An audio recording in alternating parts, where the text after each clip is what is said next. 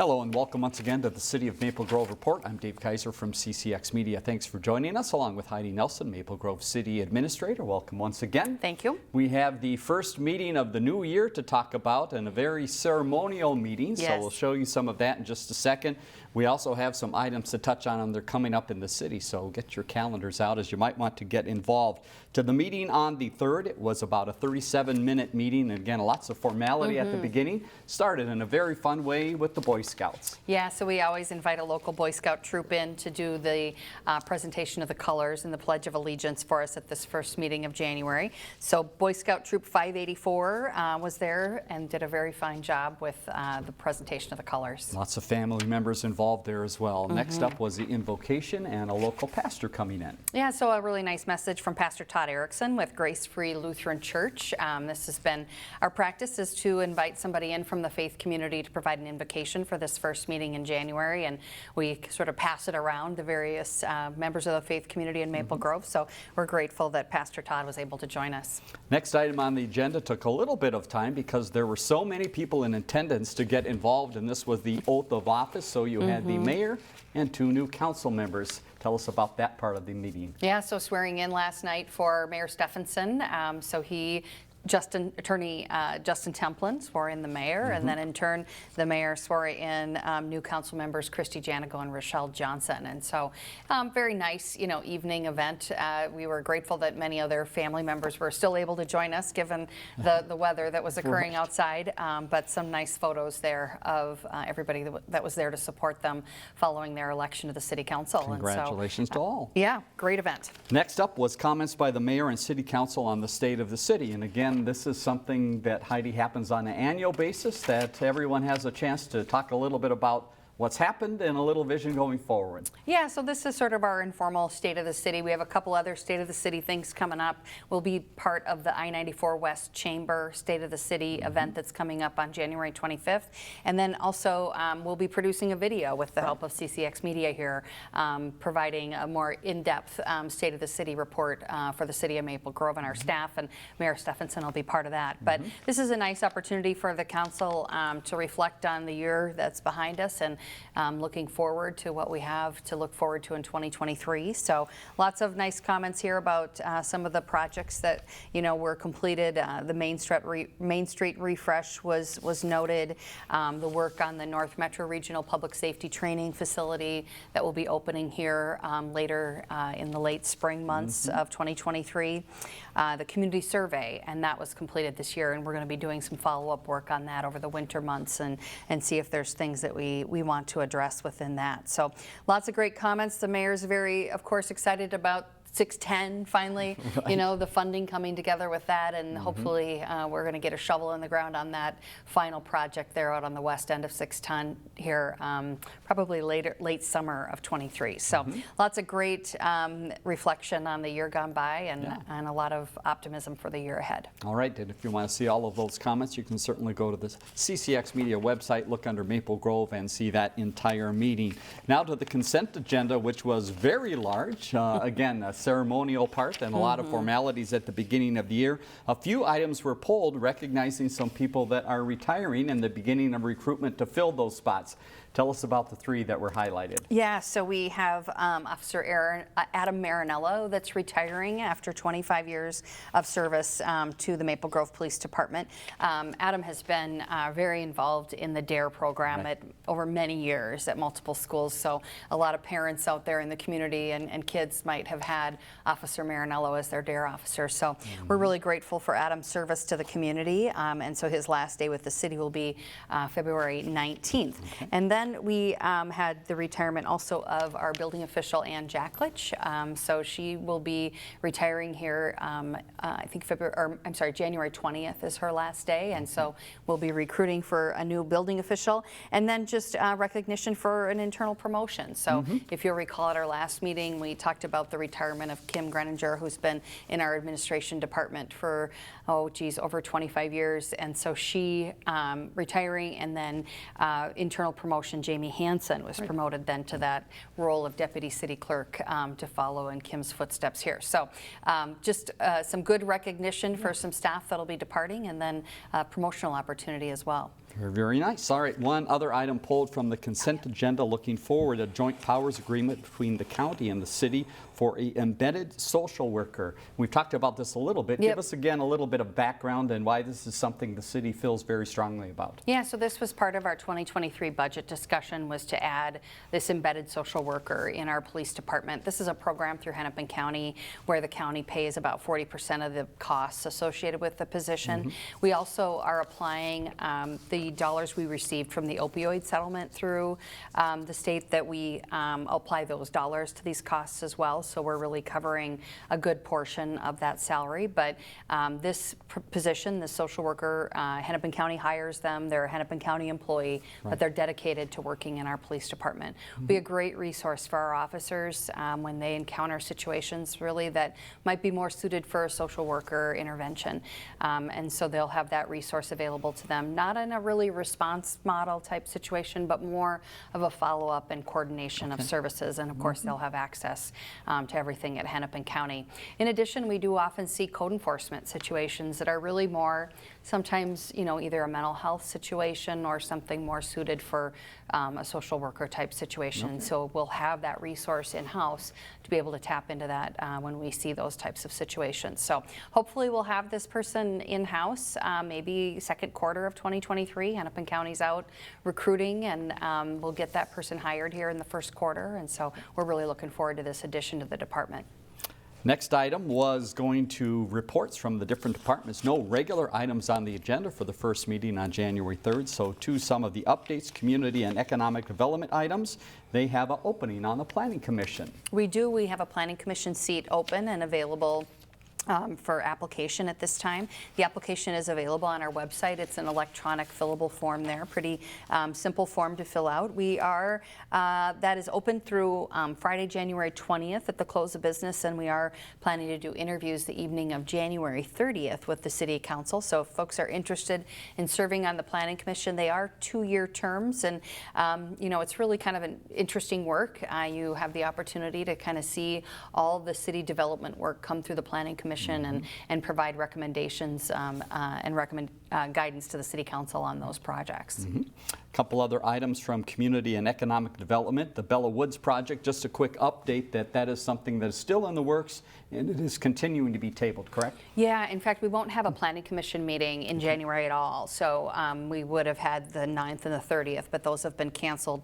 This Bella Woods project, which is a development proposal kind of out on the west side of the city off of County Road 101, that's been tabled and likely will come back in February now because of just some additional work the developer needs to do. And then we did have a proposal for a retail building over kind of on the former AMC site. That one, staff is kind of going back with the developer and requests for more information there. So no Planning Commission in January. And then just one other note from Joe is we do have the I-94 West Chamber of Commerce Annual State of the City, which I mentioned earlier as well, but that is Wednesday, January 25th. It's held out at Rush Creek, so if folks are interested, you can take a look on the 94 West Chamber website for information. Very good. The update from Engineering and Public Works on the Tuesday meeting was the snow, and it continues today as we're recording here on Wednesday morning. So how are things going with snow removal in the city of Maple Grove? It's been a tough one. This is, you know, multiple day events of many inches of snow, and so I know they got through all the neighborhoods last night. Our priority is always to keep the mains clear first and foremost, kind of coordinating that with Hennepin County and what their plans are, but did get through all the neighborhoods last night. I know this was heavier snow, wet snow. Yes. Probably as the plows were moving through, moving some of the snow from before that had maybe gotten hard-packed ice. So we've heard of a number of mailbox issues, that type of a thing happening out there. But this was sort of a remarkable snow event that we're working to manage here. So hopefully in short order, things will be getting back to a better state on the streets. On my drive over here, the main roads are just wet. I think the issues remain back kind of in the neighborhoods and some of those side streets and exit ramps, that type of a thing. So it takes us a while in this kind of a situation to make sure we get everything cleaned up. All right, those crews are out and very busy. You had a couple updates from the meeting on the 3rd. The first was an event coming up still this week with the Chamber once again. Yeah, actually this is the I-94 Corridor Coalition. So this is a coalition that runs from Maple Grove up to St. Cloud that works on advocacy for improvements of the I-94 corridor. So has been very involved in the work that's been completed out there over the last couple of years. We have a couple more applications out for some additional funding. We've talked about the Corridors of Commerce funding that we're seeking for not only maybe some lane addition at the Fish Lake split, but also addressing that gap further up between Albertville and Monticello on the 94 corridor. So they will have their legislative breakfast on Friday morning, January 6th, up at the Rogers Event Center. Great turnout of RSVPs from our legislators, and hopefully it'll stop snowing by then so everybody can safely get to a morning event. But just a great opportunity to talk about all the success we've had on making improvements out on the 94 corridor and really what's left to do, and ask for our legislators to support us in that.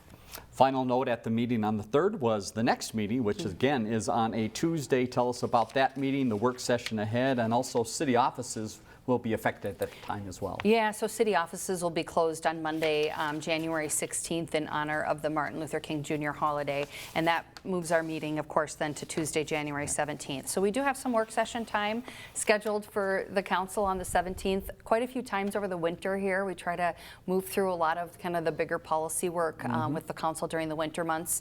But we're going to kick it off with some new council photos, group shots of our city council and some headshots for them. And then we have our city attorney coming in to do some training on open meeting law, data practices, those types of things, our ethics policy.